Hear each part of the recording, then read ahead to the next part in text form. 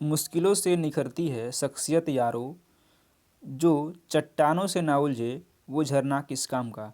Hi friends, welcome to my YouTube channel universe classes. स्वागत है आपका यूनिवर्स क्लासेज में। जिस प्रकार से हमारे जीवन में कुछ कठिनाइयाँ आती रहती हैं वो हमें निखारने आती है, ना कि हमें डिमोटिवेट करने। यदि आपके भी जीवन में कुछ कठिनाइयाँ आ रही हैं, कुछ परेशानियाँ आ रही हैं, तो उसको साइड करके आप अपने टारगेट की तरफ बढ़िए और निश्चित तौर पे आपको सफलता मिलेगी। तो इसमें हम बात करेंगे टीजीटी और पीजीटी के लिए भूगोल के प्रैक्टिस सेट की, जो कि अब तो केबीएस की वैकेंसी आने वाली है अगले एक हफ्ते में। तो यह सेशन उसके लिए भी इम्पोर्टेंट होने वाला है। तो चलिए शुरुआत करते हैं आज के इस महत्वपूर्ण सेशन को। यदि आपको इसकी पीडीएफ चाहिए तो डिस्क्रिप्शन में व्हाट्सएप ग्रुप का लिंक मिलेगा, वहाँ से आप ज्वाइन करके व्हाट्सएप ग्रुप ज्वाइन कर सकते हैं। तो चलिए देखते हैं, काफ़ी अच्छे क्वेश्चन हैं। और आइए पहला क्वेश्चन लेते हैं। सुएज नहर निम्नलिखित में से किन सागरों को जोड़ती है? उत्तरी सागर एवं बाल्टिक सागर को, लाल सागर एवं भूमध्य सागर, कैरेबियन सागर एवं प्रशांत महासागर, भूमध्य सागर एवं अटलांटिक महासागर। तो सुएज नहर जोड़ती है किसको? लाल सागर और भूमध्य सागर को। बी ऑप्शन क्या है? बिल्कुल करेक्ट है। और इसके लिए एक ट्रिक है जो कि आप याद रख सकते हैं, स्वभूला। स्वभूला, यदि आपने इसको याद कर लिया तो आपको कभी भी यह नहीं भूलेगा। स्व से हो जाएगा सुएज नहर, भूला से हो जाएगा, भ से हो जाएगा भूमध्य सागर, और ला से हो जाएगा लाल सागर। तो यानी कि स्वभूला, भूमध्य सागर और लाल सागर, ये इसमें तीनों आ जाएंगे। तो इस तरह से इसका ऑप्शन नंबर बी बिल्कुल सही है। और अब बात करते हैं अगले क्वेश्चन की। पनामा नहर जोड़ती है प्रशांत महासागर को हिंद महासागर से, अटलांटिक महासागर को हिंद महासागर से, प्रशांत महासागर को अटलांटिक महासागर से, या फिर चौथा है कैरेबियन सागर को मैक्सिको की खाड़ी से। तो पनामा नहर किसको जोड़ती है? यह जोड़ती है प्रशांत महासागर को अटलांटिक महासागर से, which is C option correct हो जाएगा। अगला क्वेश्चन लेते हैं। मंगोलायड प्रजाति की उत्पत्ति का क्षेत्र माना गया है मध्य यूरोप को, मध्य एशिया को, मध्य अफ्रीका को, या फिर मध्य ऑस्ट्रेलिया को। तो यह किसको माना गया है? यह माना गया है मध्य एशिया को। ऑप्शन नंबर बी करेक्ट है। निम्नलिखित कथनों में से कौन सा कथन सही नहीं है? सही नहीं कथन पूछा गया है।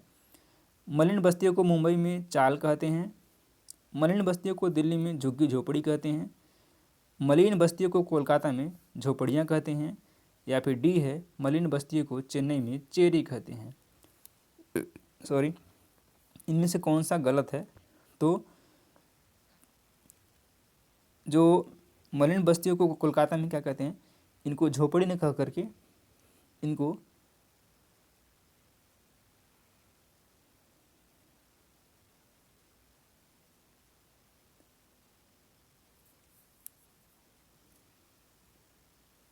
इसका ऑप्शन नंबर बी हो जाएगा। मलिन बस्ती को दिल्ली में झोपड़पट्टी कहते हैं, जो क्या कहते हैं? झोपड़पट्टी।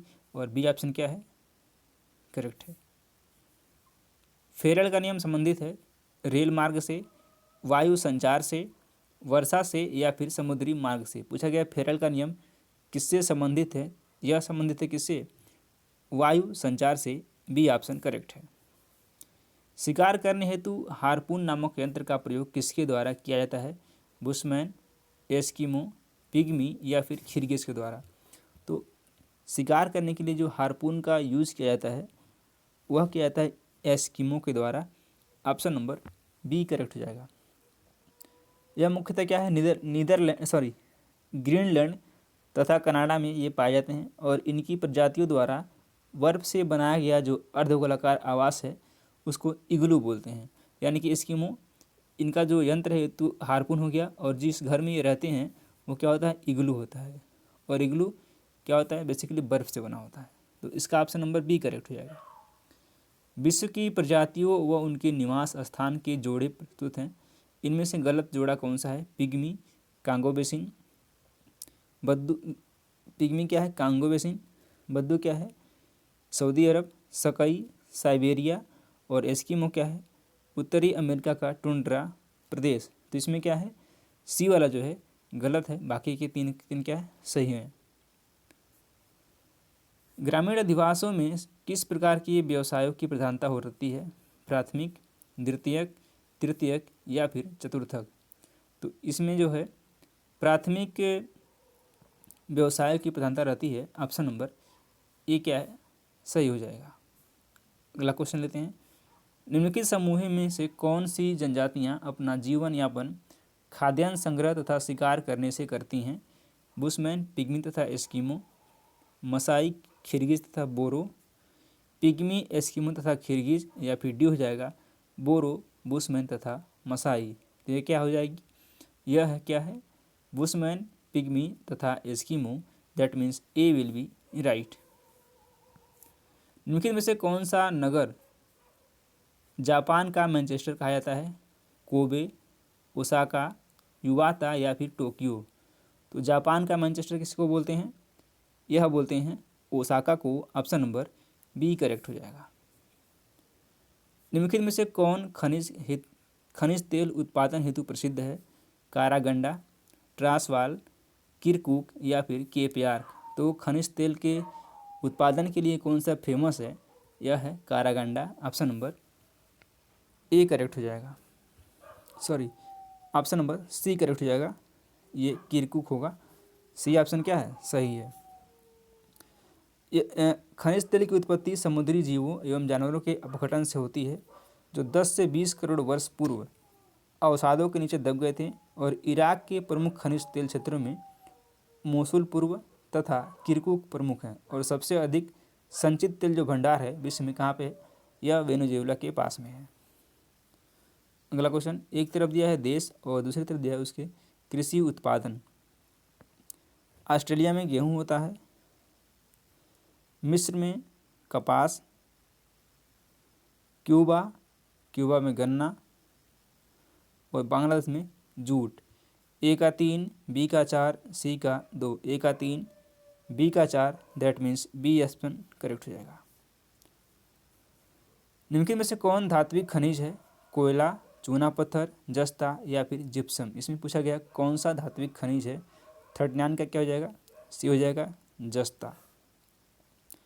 अगला क्वेश्चन है, निम्नलिखित में से कौन सा तत्व लोहे का अयस्क नहीं होता है? नहीं होता है पूछा गया है।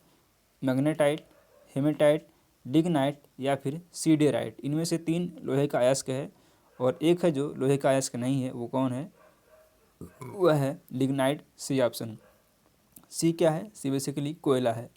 और लोहे के 4 अयस्क होते हैं, सीडेराइट, हेमेटाइट, मैग्नेटाइट और लिमोनाइट। जबकि तीसरा विकल्प लिग्नाइट वो कोयले का एक प्रकार है। ठीक है, यह कोयले का एक प्रकार है। बाकी ये तीनों क्या हैं? लोहे के अयस्क हैं। एक तरफ दिया लोहे अयस्क उत्पादन क्षेत्र और इस साइड दिया है देश। मध्य तटीय क्षेत्र में क्या होता है? मध्य तटीय प्रक्षेत्र यह क्या है? यह ऑस्ट्रेलिया में है। किरूना यह स्वीडन में है। लारेन पठार यह फ्रांस में है। और मेसाबी संयुक्त राज्य अमेरिका यानी कि यूएसए में। ए का 3, बी का 4। ए का 3 और बी का 4, सी का 1। ए का 3, बी का 4, सी का 1, यानी कि ऑप्शन नंबर सी सही हो जाएगा। कोरोमंडल तट पर सर्वाधिक वर्षा होती है पश्चिमी विक्षोभ से, दक्षिणी पश्चिमी मानसून से, उत्तरी पूर्वी मानसून से, या फिर स्थानीय पवनों से। तो कोरोमंडल तट पर सर्वाधिक जो वर्षा होती है वह कहाँ होती है? वह होती है उत्तरी पूर्वी मानसून से। ऑप्शन नंबर सी क्या है? सही है। उत्तरी पश्चिमी भारत में शीतकालीन वर्षा होती है दक्षिणी पश्चिमी मानसून से, उत्तरी पूर्वी मानसून से, पश्चिमी विक्षोभ से, या फिर स्थानीय झंझावात से। तो यहाँ पे जो वर्षा होती है वह होती है पश्चिमी विक्षोभ से। ऑप्शन नंबर इसमें भी सी करेक्ट है। कोलकाता में 88 डिग्री 30 मिनट पूर्वी देशांतर यदि सूर्योदय प्रातः 6:10 पर होता है तो मुंबई 73 डिग्री पूर्वी देशांतर में सूर्योदय का समय क्या हो जाएगा? तो यहाँ पे क्या होगा? प्रातः 7 बजे, प्रातः 6:40 बजे, प्रातः 7:52 पर, या फिर प्रातः 8:10 पर। तो आपको मालूम है कि पृथ्वी 1 डिग्री घूमने में 4 मिनट का समय लेती है। ठीक है, तो सबसे पहले यहाँ पे डिफरेंस कितने का आ रहा है? तो डिफरेंस आएगा 88 डिग्री 30 मिनट में से यदि आप 73 डिग्री माइनस करेंगे तो यह लगभग 15 डिग्री 30 मिनट का अंतर आएगा। तो इतने में कितना? 15 डिग्री 30 मिनट का मतलब हो जाएगा 1 डिग्री घूमने में यदि 4 मिनट लेती है तो 15 में 4 60 मिनट लेगी।